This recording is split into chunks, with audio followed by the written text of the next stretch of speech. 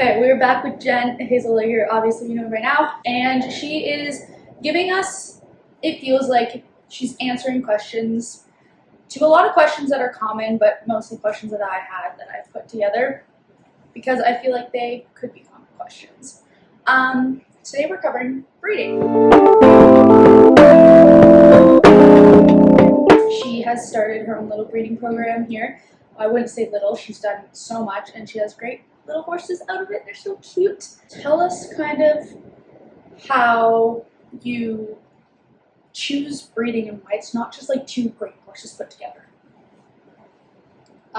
So do you mean, I guess I'm trying to figure out how to answer that question. So for me, I'm not gonna lie, genetics matter. Yeah. Like, I know that that's obnoxious, but genetics really do matter for me. I want to make sure that I'm breeding the top bloodlines that I can be breeding, the top bloodlines that I can afford, and then after that, I'm kind of thinking conformation and genetics together.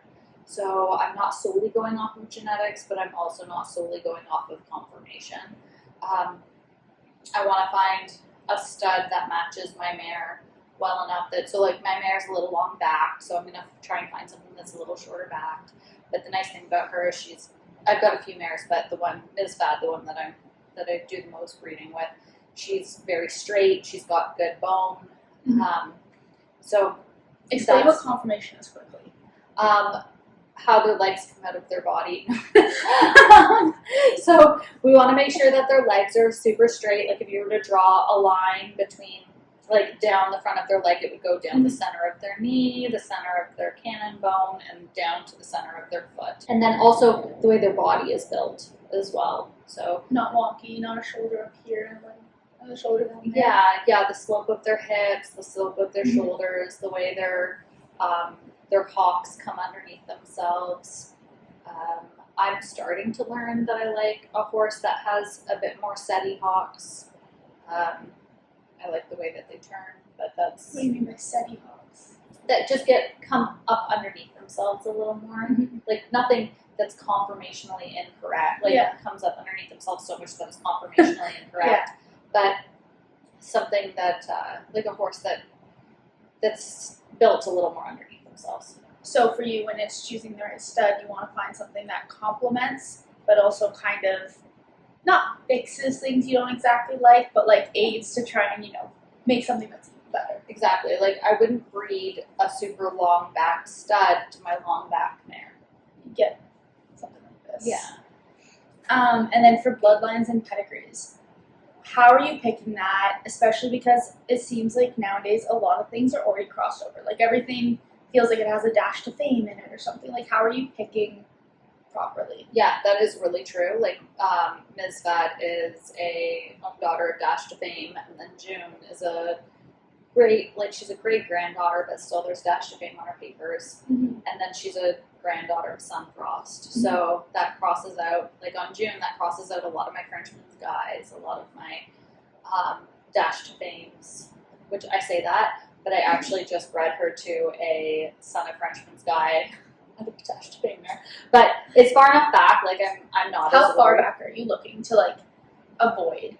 I don't want to see two names on the papers. Okay, so like the great grandfathers and mothers, you can kind of start crossing. Yeah. No, and everyone's gonna have their own opinion. Yeah. Like just because I have the opinion that I don't want to see two of the same names on the paper doesn't mean that someone's gone out and done great things with a horse that's got, or someone else might hear my opinion and think I'm disgusting and I'm an inbreeding monster. Like it's the horse industry. Everyone has their own opinion, and everyone thinks that their opinion's right. So, but yes, to answer your question on bloodlines and how I choose, first line of business, making sure that I'm not breeding father to daughter, and I guess I told you my requirements of that. No two same names on the paper. Yeah. And this would probably be a good chance for you to put up a picture of horse papers and explain what that means. Up there. Yeah. Like of like what? Siren, dam, and then the back, and then the little numbers on the papers. Are those our registration numbers? Yeah, that's a registration number. So when you go to breed a mare, Mm-hmm. the stallion owner is going to require the registration number and the registration name in order to put a like a stallion report back to AQHA. So when you go to Only register, for your paper horses, though. yes, For most incentive studs, will they ever breed to a grade mare, or no, because they can't? It's hard to track. They can. Are you going to see it a lot, though? You like the thing is a stallion that's in the incentives, Mm-hmm. their stud fee is going to be more. Mm-hmm. And then the mare owner needs to decide, is it worth breeding a grade mare to Mm-hmm. a stud that's got a high stud fee? Yeah. Right? Because the stallions that are in the incentives, their stud fee has to be higher in order to pay the incentive And fees. cover the costs. Yeah. And when you're looking to breed something, are you one to be crossing like running bred and cow bred? Are you, like, I know you said earlier that temperament did matter for you. Is that still something that matters for you? And how can you decipher that? Because I know you said, well, I bred June's mom to this stud because the temperament was really good and the temperament wasn't there. So how are you making those decisions when it comes to running and cow bred and temperament? I think that a lot of that is dealt with by just having good-minded mares. Mm-hmm. So all of my mares, like I know I was joking about how crazy June can be, but like for the most, like one, we're dealing with performance horses, so they're gonna have a few screws loose. Like that's all Same part of with the performance. owners. Yeah, exactly. That's all part of having performance horses. Mm-hmm. Is they're all a little nutty, but outside of that, I want to make sure that my mares and my recips are good-minded. Mm-hmm. So, you decide nature versus nurture, and I think both play a role in it. Mm-hmm. So it's really important to me that even my recipient mares, which are like surrogate moms, are good-minded. We'll jump into the embryo transfers in a little bit, but in your opinion, because this is kind of, until we get into the science portion of it, it's kind of all opinion-based. What makes a mare a good breeding candidate?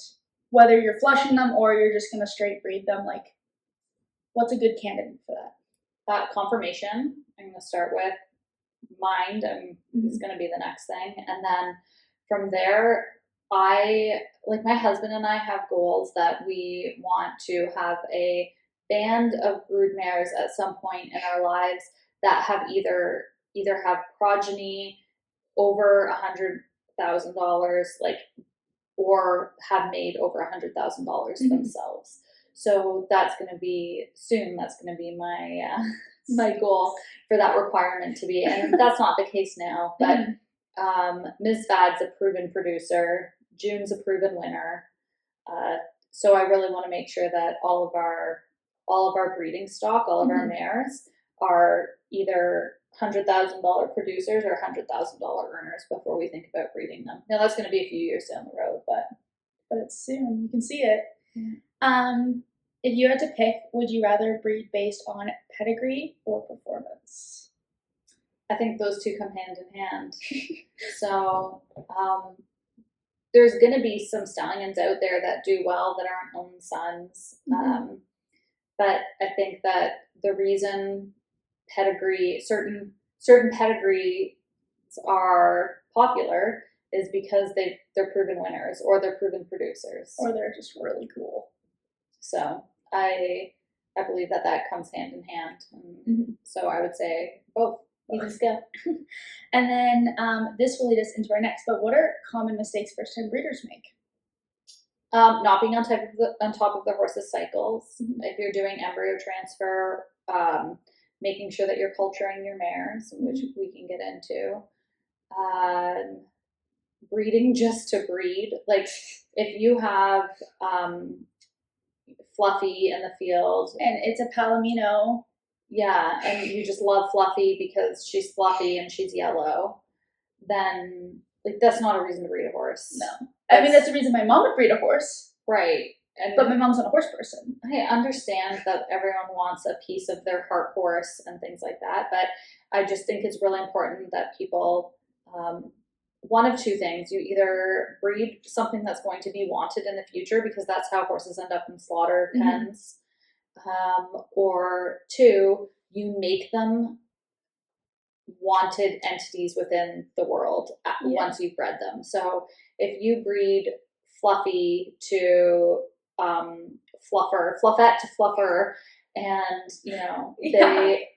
they both are no name, and I don't mean that in a condescending way, because there's a lot of good name, like good great horses out there, but the realistic point is that neither of them are registered. They're both who knows what breed. Their feet are like this. Yes. And then you've bred Mini Fluff, and Mini Fluff never goes for training, and he's coddled.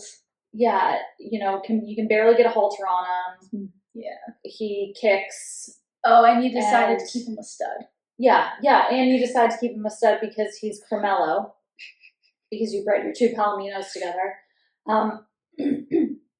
and that horse is not going to be able to find a place in the horse world when you're done. When you're done with them, if you pass away, if you no longer have the finances to take care of him, like, you need to make sure that you're doing right by the animals, so that there's a place for them in the world at some point. Yeah, there's a lot of okay studs that would make fantastic geldings out there. However, I might be a Fluffy situation, because if Max was a stud, I think he'd be a good one. Okay, so we're going to move on to embryo transfer. We kind of mentioned some things about that. Give us like a simple rundown, and then we can break it down. Okay, so embryo transfer is also known as flushing a horse. And what that is you would take a mare and breed her as if you were going to breed her for a natural carry, like for a normal pregnancy. And then when she is between 6 and 8 days pregnant, everyone's going to have their preference of timeline. What you do is you put a flush tube in her uterus, and you literally flush the baby or the embryo out of her uterus into a little catch tray, a petri dish. It's not a petri dish, because it doesn't grow anything. It's just like a really, really small colander. And so it's not a garden hose. It's not as redneck as it sounds. It's very scientific. It is very scientific. So you catch this little embryo into like a disked tray, and then you would find the embryo, look at it under a microscope, make sure it looks good, clean it, because you've just flushed it out of the uterus, which means that in cleaning it, they take a little pipette and suck it up and put it in a new thing of clean solution, then suck it up, put it in another. Oh, wow. Rinse and repeat. Exactly. Like, they're literally just like rinsing it in different how do you not break little circles of solution. And there's no risk? They're pretty tough. Like, and you're so gentle. Obviously. Like, you'd never want to not be gentle with them. And then that's scary. So then you take the embryo and put it into a straw, like a frozen breeding, like a frozen semen breeding straw, similar. And then you would put it into your recipient mare or your surrogate mom's uterus. Wow. So then the surrogate mom carries that baby, and then, delivers her, raises the baby and stuff like that. Yeah. So then, getting into it, what are the main benefits of doing the embryo transfers? So I've done an embryo transfer on June, and June is a great example of a benefit of doing an embryo transfer, because she had a baby, but we continue to run her. Yeah. So she's a performance horse. I didn't want her carrying a baby. I also didn't want to chance her, like, I didn't want her to lose a season carrying a baby. Yeah. But I also didn't want to chance her carrying a baby and then no longer being as competitive as she was. Because she's in that mom mindset. Or it's just hard on them physically. Yeah, obviously. I feel like it would be regardless of horse or human. What are some of, I guess... I have another reason. Okay, Sorry. no, it's okay. So another reason that you would do an embryo transfer is if you have an older mare that you're having trouble with carrying, or you have just a mare that is incapable of carrying a baby, but they have really good genetics. So Ms. Fad is a ICSI, and we'll talk about what ICSI is, an ICSI or embryo transfer only mare, because she's 23. We have no interest in making her carry another baby. So we have other mares that raise her babies for her, but we continue to get embryos from her, and we have a tank full of frozen embryos, Ms. Fat embryos. I was going to say, she's just living the life. Yeah, she doesn't really have to do all that much. She just eats hay and produces embryos. We always just want to eat hay and produce embryos. What are some of the cons, I guess, of embryos, or like some of the maybe the negative downsides or the unforeseen stuff? Right, so your catch rate is going to be lower because you're adding. So once you've flushed the embryo out, your success rate of the pregnancy drops by like about 35%. So they say that last time I checked on the stats, 65% of embryo transfers are successful. So from when you get that embryo and you put it into the surrogate mom, 65% of those hold. But if it stayed in the genetic mom, then you would expect 100, probably not 100% of them end up holding, but a good chunk. Yeah, a better chunk of them end up holding. So you're going to have a reduced pregnancy rate, and your cost of keeping the mares pregnant is going to be, or cost of getting the mares pregnant, is going to be significantly higher. And then what are the challenges for that? Like for your embryo-specific mares, the ones that are getting transplanted into? I like to keep mine on progesterone or alternagest from the day that we put the embryo in until at least a 60-day heartbeat or a 60-day check, like pregnancy check, pulls alive in the mom at 60 days, and then ideally even further out to like 120 days kind of thing. And what are you giving them this hormone to do? To keep their progesterone levels up so that their body's continuously telling them, like, we stay pregnant. So it just kind of keeps that pregnancy safe. And how are we syncing the mares? So do the mares have to be synced up? The mares have to be synced unless you're planning on freezing the embryo. So that's one of the other challenging parts is your mares have to ovulate within like a day of each other in order for it to be a successful embryo transfer. And how common is that? Not very common. You can get a bit fancy with some hormones, but it can be tough keeping them synced up, which is why it's so expensive to lease recips. Like, if you lease a recip in the States, you're looking at between $4,500 and $7,000 for I guess, year and a half lease. Wow. To make sure that they're synced up and then to carry the baby. Yeah, and usually when you've paid that, they've done a culture on the mare. They've given her vaccines, and she's on a proper deworming protocol and stuff like that. But recips are expensive to lease, which is part of why having these better bred horses are so expensive. What is a culture? A culture is checking to see what the bacterial or no bacterial status of a horse's uterus is. So and it's done by a vet, and what they do is they go in through the cervix of the mare, and they have this it's like a Q-tip, but it's a protected Q-tip. So there's a plastic casing over the Q-tip, and then they go in and they push it through the uterus, and then they swab the uterus just like a pap smear would happen. And then they take it out of the enclosed, or they put it back into that plastic casing, pull it out, and then put it on a petri dish to see if any bacteria grow. And are we wanting bacteria? We do not want any bacteria to grow. None at all. So if bacteria grow, that's called a positive culture. you're culturing the bacteria, so that's where you get the word culture comes from. You would have a positive culture, and you'd want to get that horse either flush their uterus or get them on antibiotics, depending on what kind of culture you get. And how does that happen? Like, is it an infection? Is it something that's natural? It's an infection. Sometimes infections happen naturally. Sometimes it's from an unsuccessful previous embryo transfer where someone wasn't clean and pushed some bacteria into the uterus with. So, like, make sure you know your vet you're using. Yeah.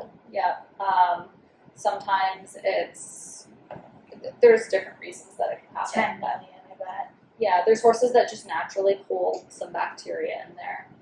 Wow. And then before going to the ICSI, ICSI? Yeah, ICSI. When you're choosing a stud, there's live cover and then there's frozen. Is there anything else? There's live cover, which is like You're live breeding. Yeah. Yeah. There's cooled, which means that they've collected the stallion. They have a syringe full of semen, and then that semen just gets put. You'll get like the amount of semen is calculated by the amount of sperm per mil. Yeah. So you want. I can't remember the exact amount. I don't know A lot. but I think you want like 1 billion sperm per dose of semen. And how many doses is one mare getting? You get one when you order semen.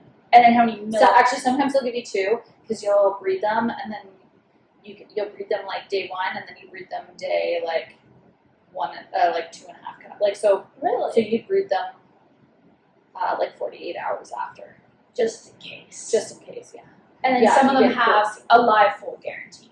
Most stallions will have live full guarantee, and the live full guarantee means up and sucking within 24 hours.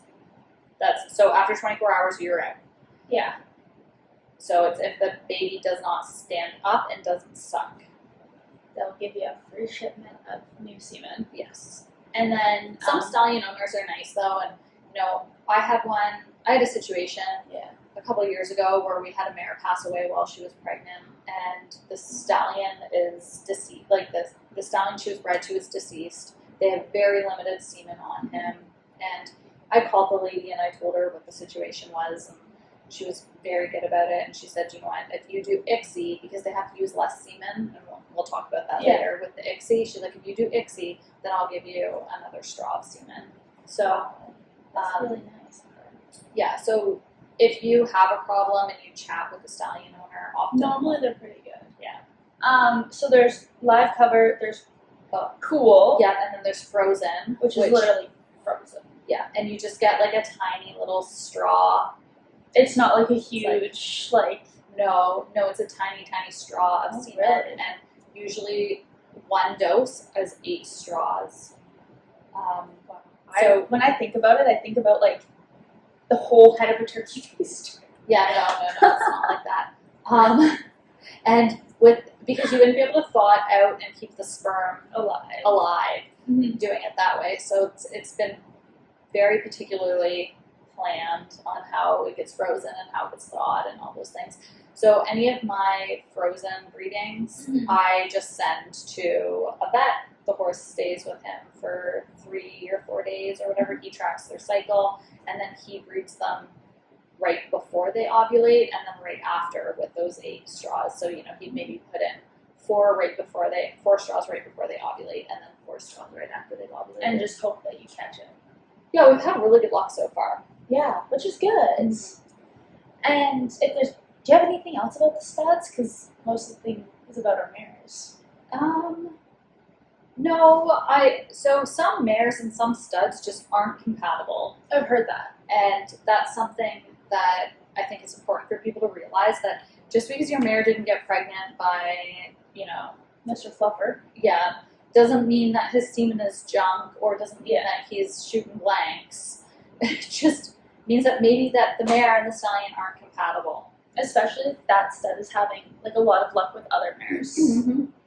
You don't need to be bashing each other over something not working for you specifically. And a lot of stallion owners get semen tests done, and they get, you know, the horses are on very specific feed to make sure that they produce good quality semen. And so It's not like they're just willy-nilly out here being like, okay, fill up the cup, let us ship it off. Yeah.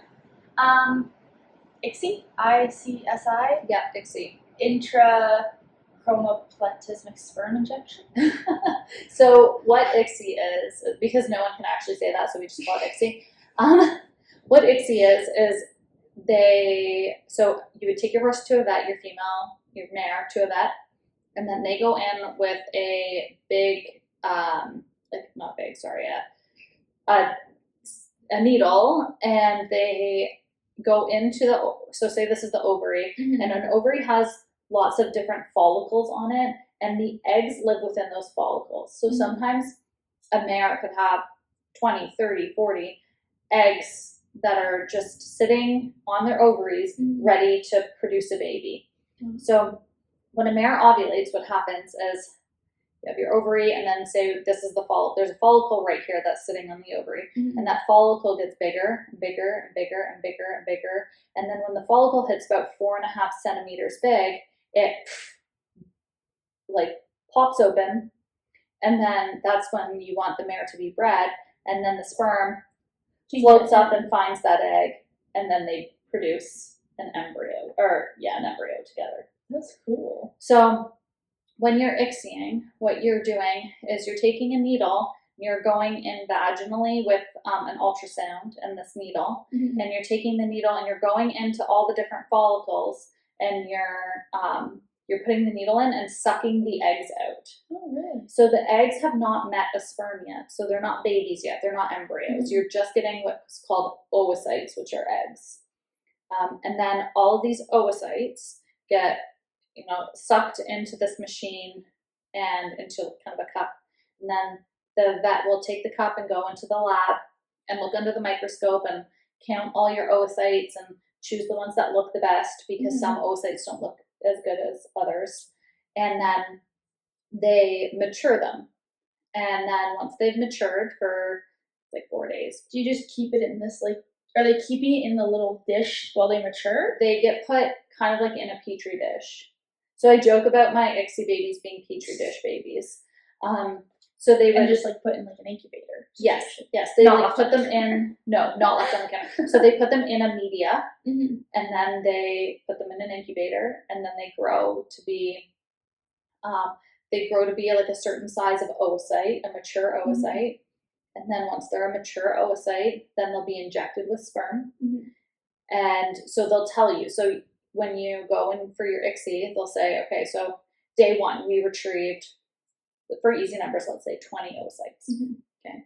And then you get, typically they work with text, so they text you that. And then 4 days later, I think it's 4 days, but I have to look back on all my text messages to know for sure. You get a text that says, we injected 10 oocytes. So then you've got 10. They eliminated 10. No. Yes. So 10 oocytes were crummy. They didn't mature, so they tossed them in the garbage. Now we've got 10 that have been injected. And then a day later, you get a text that say, 6 of those 10 cleaved. And what cleaved means is that the egg and the sperm accepted each other, and now they're starting to duplicate. Right? Yeah. To make. And then from there, you will get a text at day. So then this is when the magic happens, and you start getting your 7, 8, 9, and 10 day texts of when your embryos are produced. So, day 7, you might get a text that says 2 embryos were produced. And then day 8, you get a text that says 1 embryo was produced. And then some labs do day 9 and day 10 embryos, but some labs don't do day 9 and day 10 embryos. They only do day 7 and 8 day embryos. Because once you get to the day 9 and 10 embryos, they're less likely to give you a viable pregnancy. So you want to be putting them in a mare like around 7 and 8. Yes. So ideally, you're using 7 and 8 day embryos to put into mares. You don't want to be later on ones. Yes. And then, you know, you started out with 20 oocytes and you ended up with 3 embryos, which is that's a good ICSI. And then you can decide whether you're going to put those embryos in fresh. So if you are working with a recip farm that has, you know, a bunch of recips ready, they can be in contact with that vet or that lab that's doing your ICSI, and we just keep everybody on the same text chain. And you know, the vet would jump in and say, either I don't have a mare that's ready, or I have a mare that's ready, ship it fresh. With ICSI embryos, a bunch of studies have been done, and like, don't quote me on all these studies. These are just things that I've looked into, but there's not that much of a difference between having a fresh and a frozen embryo as far as your conception rate. With embryo transfer, your conception rate drops even further when you have a frozen embryo. So with embryo transfer, it's ideal to put a fresh embryo in. But with ICSI, if you freeze the embryo, it doesn't change your conception rate all that much. So you put, most of the time we just freeze. We have our embryos frozen, and then you'll have your vet thaw out and put the embryo in a mare. And you're still looking at your higher priced recips as well, right? That's like 4,500 to 7,000. What makes an ICSI mare? What's a good candidate? What makes a mare only be confined to that? So if you have a mare that you can't carry a live foal, naturally carry a foal, and you have a mare that you cannot do an embryo transfer on, then you would jump to ICSI. So we started doing ICSI on Ms. Bad because we knew she couldn't carry foals anymore. We tried flushing her, I think 4 times, and didn't get embryos. And then we spent like thousands and thousands of dollars trying to get embryos out of her. So that's when we decided we were going to ICSI her. And she's a great ICSI producer. Like so the first year we ICSI'd her, we got 3 Shawnee Leos, 5 Fury of the Winds, 4 or 6 Audioses. We got 2 Goodbye Lanes. Like, she ICSI'd amazing. She's like, this is what it was meant for. Yeah. Now our the Audios is absorbed. We have a Shawnee Bug Leo on the ground, a Fury on the ground, and we have a Goodbye Lane on the ground out of all of those. So, but then we've been able to bank, and now we have a bunch of banked embryos of hers. So we have 4 Blazing Jetalinas banked, and then we have a confirmed Blazing Jetalina pregnancy, and then we have 3 or 4 Ain't Seen Nothing Yet's banked as well. Ooh, really? Yeah. So I'm finding out about this, and I'm excited. Sorry for interrupting. No, it's fine. One of the other nice things about ICSI is it's expensive to do the initial ICSI. It's not that much more than embryo transfer in the grand scheme of things. Like your breeding, it's going to be expensive regardless. Especially when you're from Ontario. Like, embryo transfers are expensive in Ontario, so I've found it to be more cost effective to just go to the States, ICSI, and then come home. But a lot of the stud fees are discounted for ICSI contracts.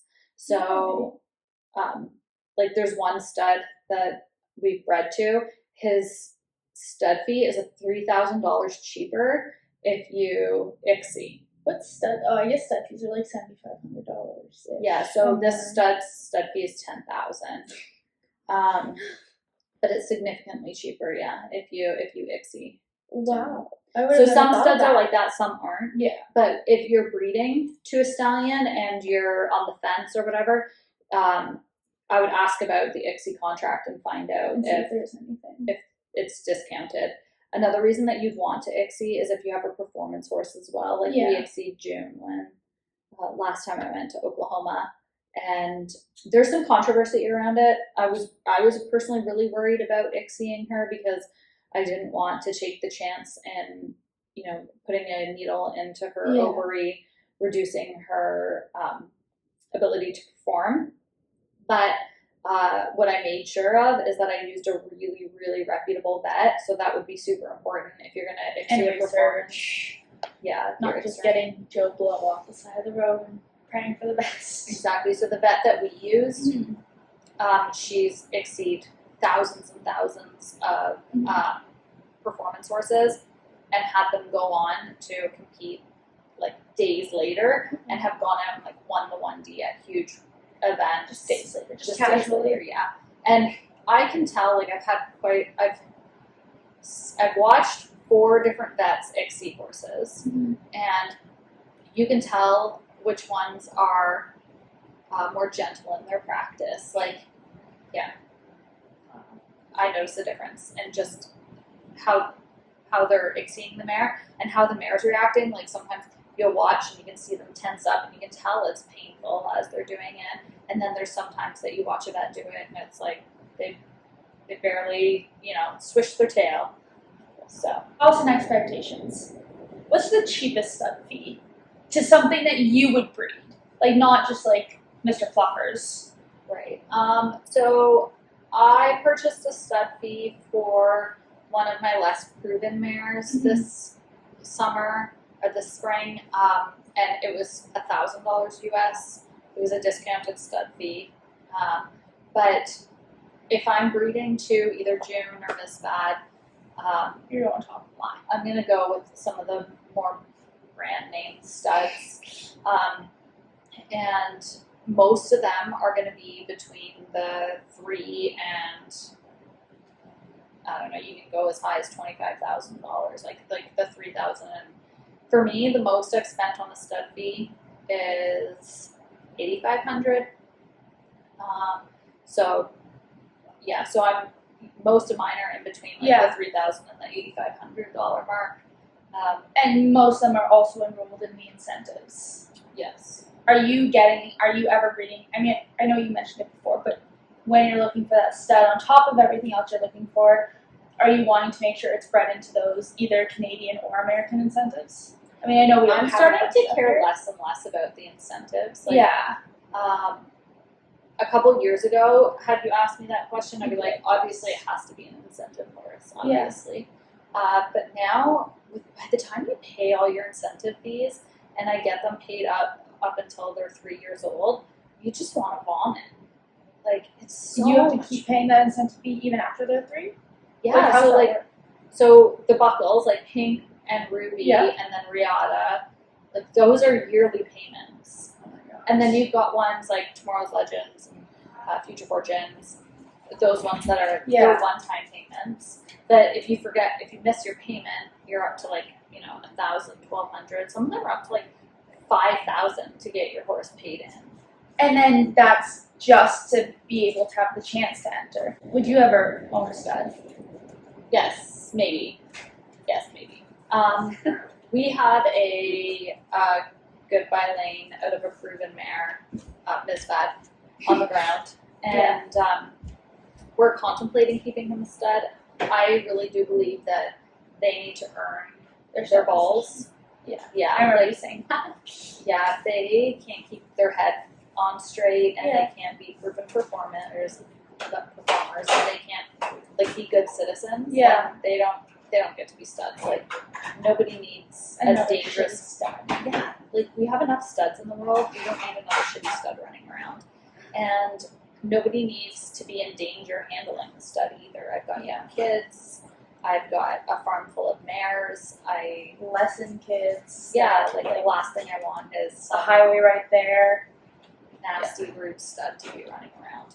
So, and also an unproven horse too. Yeah. I think that one of my good friends has a Stallion, and he's not on brand. Like he's a no name. He's not actually known, but like if you look at his papers, you don't look at them and think to yourself, oh my gosh, like these are amazing papers. Yeah. And he has made probably 300,000 or 400,000 in the roping pen. Mm-hmm. He's produced quite a bit. He is a nice freaking stud. So as much as I believe in I think that and if it's the same one you're talking about, he has his head on pretty straight. oh, he's so Like, good-minded. Doesn't he like still, not breed, but doesn't he still like produce semen and like go do things? He and he's good with performs the and kids. live covers. Oh. Like, so he's a live cover only stud. Mm-hmm. He goes out, he's not, they're not roping on him anymore, but like, Yeah, he just retired, I think. yeah, but he was going out until he was like 22 roping. And then, you know, the next day he's got one of their kids sitting bareback on him in the pasture. Like, he's so good-minded. And he's so pretty too. Very pretty. Feels so really nice. I do really believe that it's important for them to be able to go out and perform. Mm-hmm. Not just sit there and produce. Yeah. You need to do something. Veterinary costs. I know everything's different, but like your average, you're taking your mare, you're breeding her, and then just like $1 million. I know, too much. Obviously, okay. vet costs and mare costs and everything vary, but like, right. we're opening our wallet books, and you need to be prepared to pay how much roughly. In Ontario. That really depends on what your plans are. Like, if you're gonna do live cover, you're doing it the simple way. Yeah. You're gonna be looking at a couple $100 for your ultrasound, like your first ultrasound, just to make sure everything looks good. Then you're gonna be looking at whatever mare care is at the Stallion farm, and your stud fee. Yeah. And then you're gonna be wanting to do at least a 30-day ultrasound. Yeah. Like This is like the bare minimum, but like yes. So your initial ultrasound will be like let's say $250 for easy numbers. Your second ultrasound's $250, so that gets you at $500, and then your stud fee is going to be say like $1,000 to $1,500. Yeah. So there you're at $2,000, and then your mare care is going to be $30 a day for $30 a day. It depends on each place. Is going to be different. You have to understand. No, but in some of these places, like people need to understand that if mare care is high, like they're taking on a new horse, they're figuring out a new horse's routine.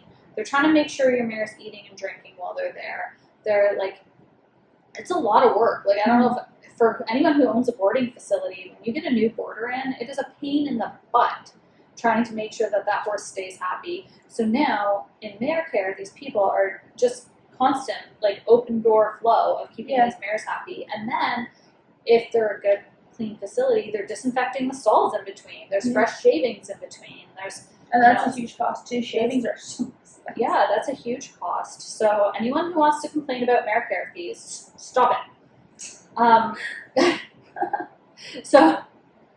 So you're like, so that's $2,000. You're kind of in that $2,000 to $2,500 range for just basically impregnating. Yeah, that's a live cover. Yeah, that's like basic. Yeah.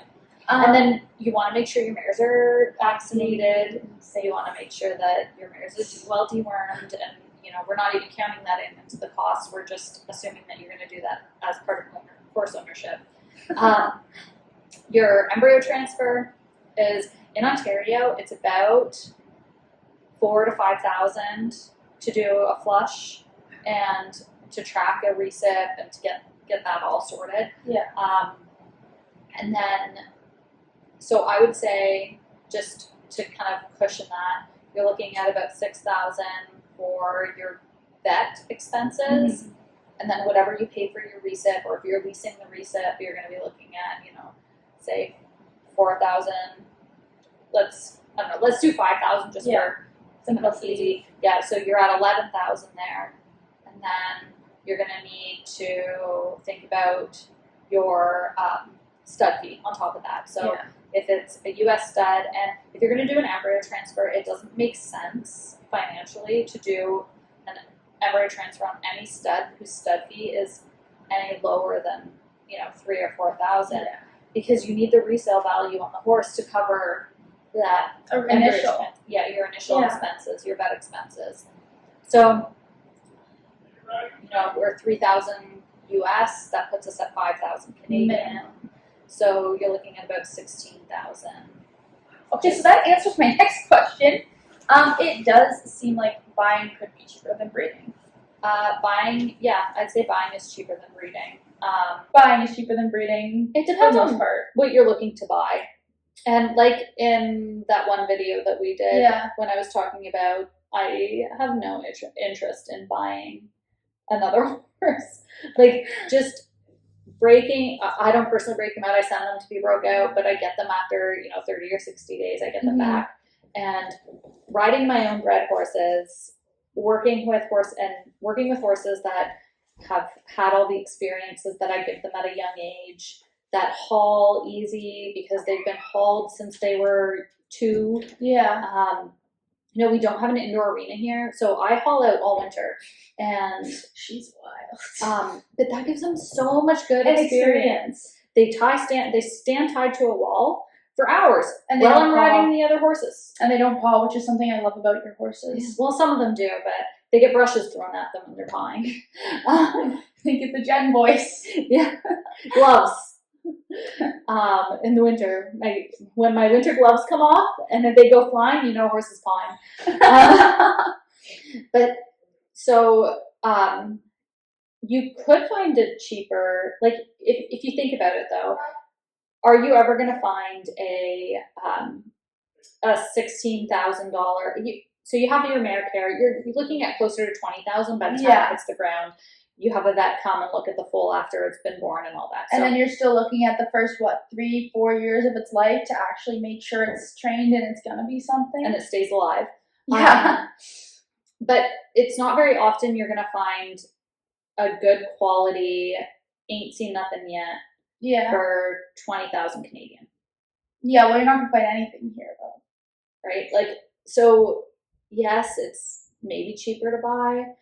Yeah, it is cheaper to buy, but at the same time, it's like you got to decide what quality you're looking at. Yeah. Which is also why it's super important for us, like for Mark and I, to have those higher quality brood mares so we know that when the foal is born, they're going to be worth a little more. And they're going to have good manners.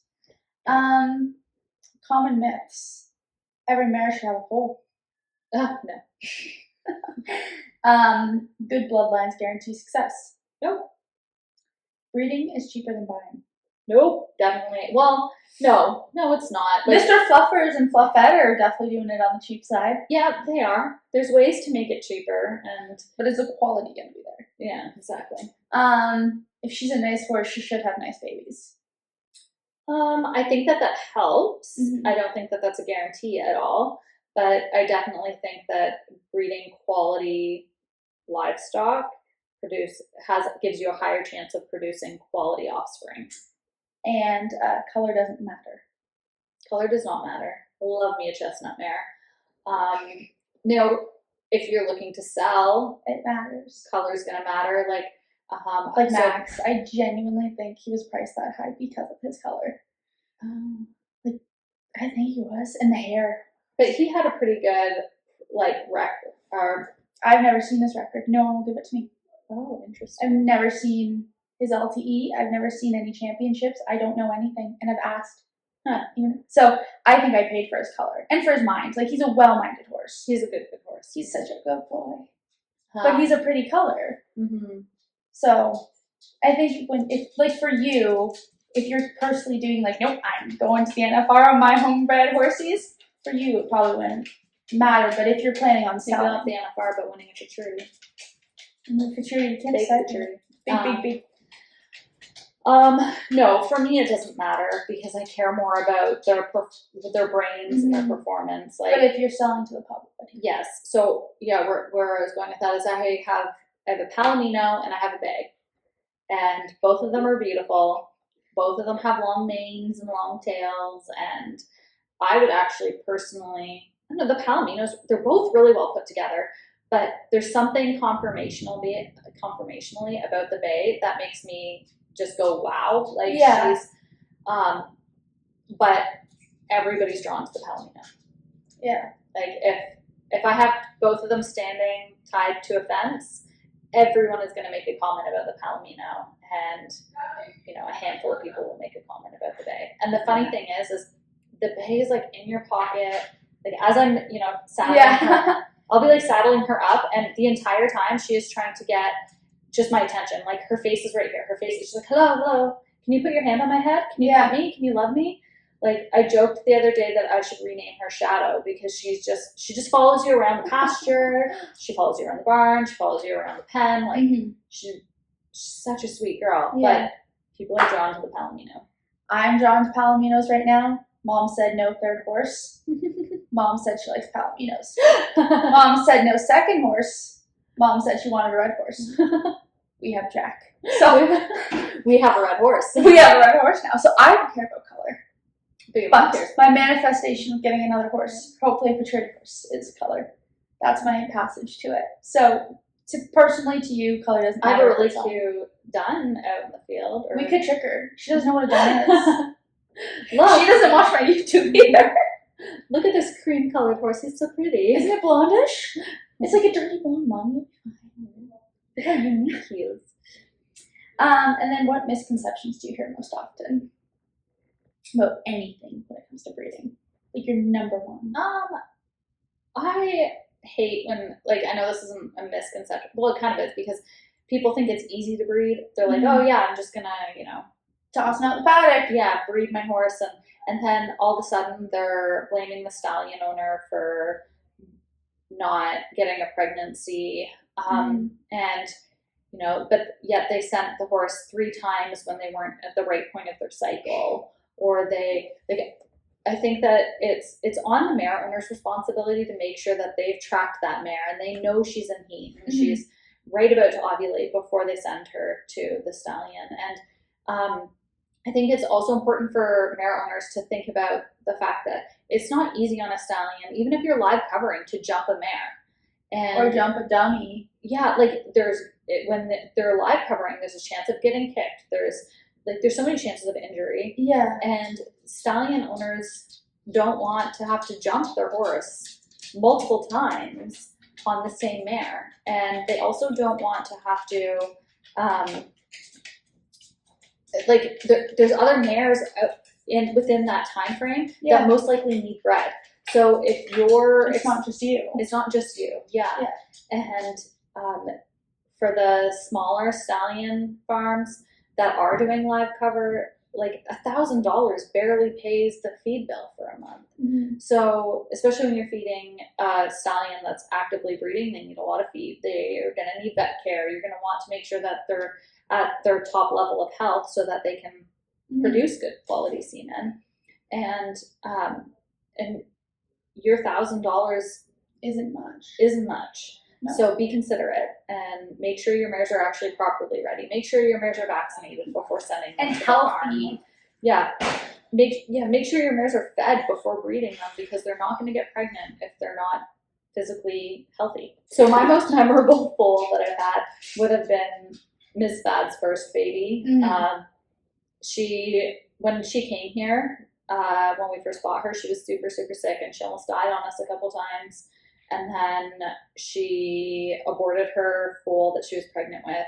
And then we had to do multiple embryo transfers on her to get a flush that worked, which is why she's now an ICSI only. But it was a lot of money, a lot of time, and a lot of tears into her first baby.